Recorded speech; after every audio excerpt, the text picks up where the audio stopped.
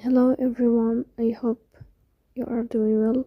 Today we'll talk about such weeks or how to solve the problem of KakaoTalk very good settings. Then we click on apps, default apps, app settings.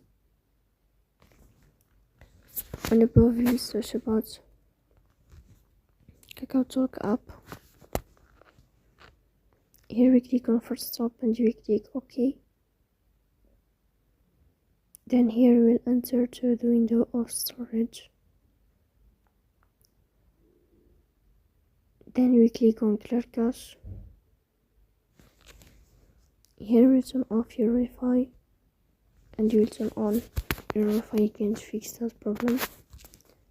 So that's all, don't forget to support us by like and subscribe. See you next time and thank you for your watching.